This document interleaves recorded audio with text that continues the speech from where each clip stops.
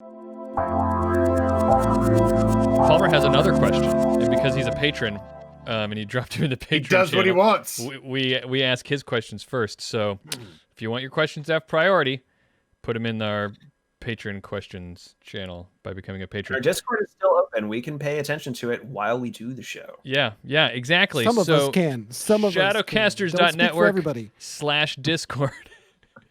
Oz and Bobby will be paying attention to the Discord and get you questions. Once Opti starts paying attention to the Discord, he won't do anything else. Yep. We ask Opti not to pay attention to the Discord. Palmer asked, "What's the best adaptation of a tabletop role-playing game to a video game?" I can't think of many. I mean, there's lots of Shadowrun is the obvious answer, right? Yeah, especially for us. But there's a lot of, I guess, D&D adaptations to video games. Neverwinter Nights, hands down. First Neverwinter Nights, big time. That was just such a good adaptation. I played Baldur's Gate, and I really loved that game. I haven't played any of Neverwinter those. Nights. You could have a DM or multiple DMs. You could create the areas. It made the whole programming and adventure design accessible. You could put together groups. We did whole campaigns with that were in D&D. I did a Firefly campaign reskin that used a D20 Modern Hack. It was just, I have not seen a game that has done that well towards integrating the actual tabletop Game Master and player's experience the way Neverwinter Nights did. Neverwinter Nights 2 was good too, but the world map and the module building tools were way more robust, but too esoteric for someone like me to learn how to use. You just mean like complicated in the way that you have to use and implement them and stuff? Yeah, way more computer programming jargon stuff. It was more like a video game designer's tool than a DM's tool. I see. Whereas the Neverwinter Nights stuff was way more DM friendly. I haven't gotten much into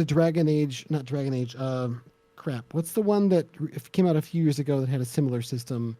I was pretty excited about it, but I just didn't get used to the game. I can't remember. Nuts. Kingmaker? Started with a D. No, Pathfinder Kingmaker, that didn't have a multiplayer GM and players thing. Is that game any good, by the way? I haven't played that. I haven't played it either. That's the thing, right? This question I've heard good things. This question is kind of hard to answer because it's not like we've played all of the different adaptations. So I've played the only ones that matter. Shadowrun.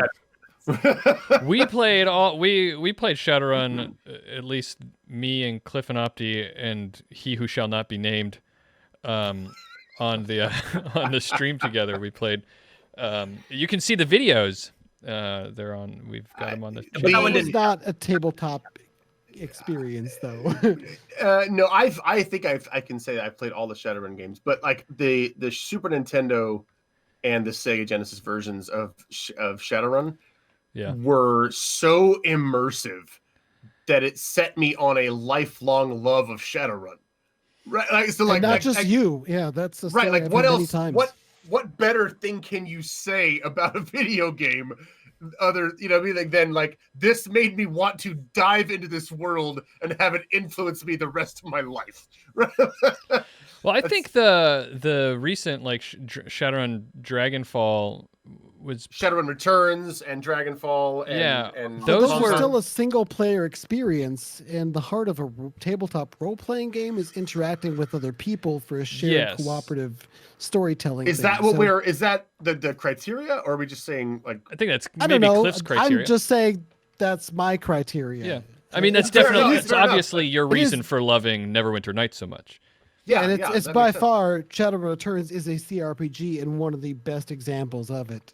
So sorry, I didn't mean to counter. I'm just not at all. You have your own reasons for liking that. Absolutely, I think that in line with what Opti was saying about the SNES and Sega Genesis version of the Shadowrun game, I think the current like Shadowrun Dragonfall, Shadowrun Returns, I really think that they were very good successors to that.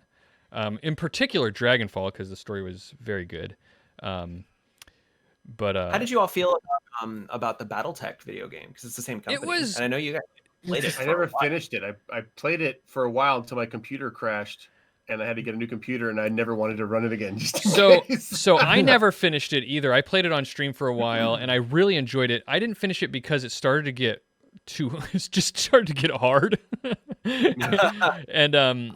and I just kind of lost interest because it was hard. But while I was playing it, I really enjoyed it, and I thought from everything I heard, it really well implemented the BattleTech, the game of BattleTech. Like, it felt like BattleTech while you were playing it. So I never played the tabletop game, the miniatures game, but I enjoyed it a lot.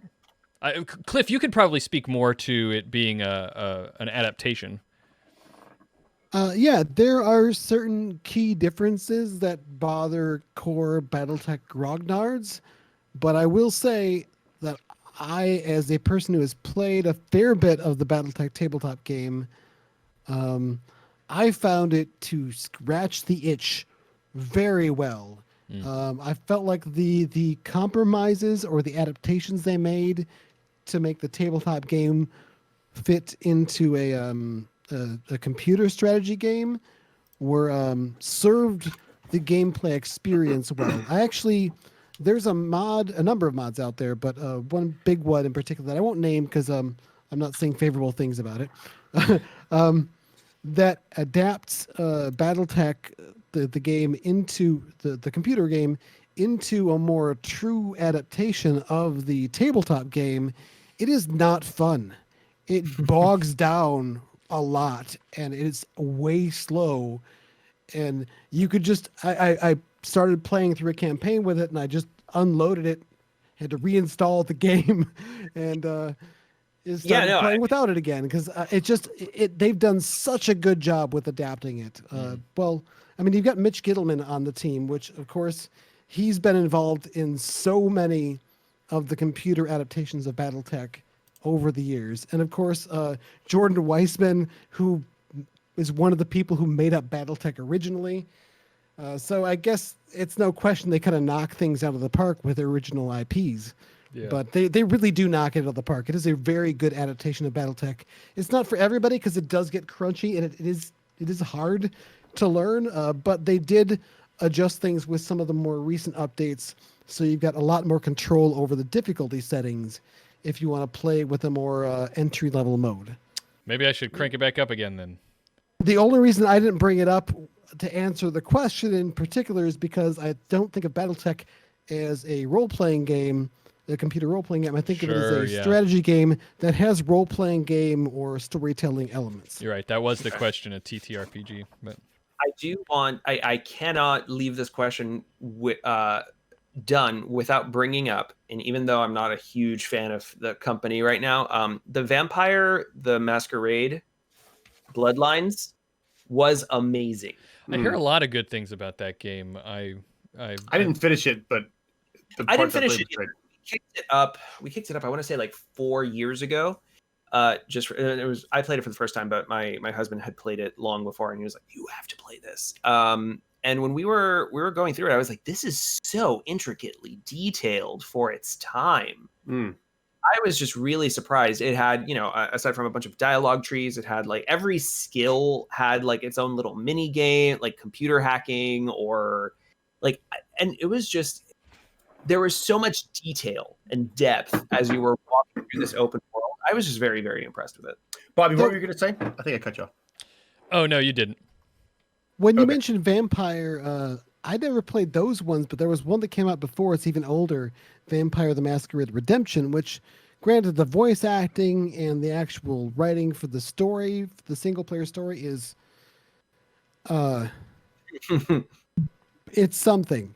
But it did have a mode where you could have like a DM and players join, and you could use different rooms, kind of like Neverwinter Nights, around the same time. I messed around with it, but nobody else was playing it, so. Yeah.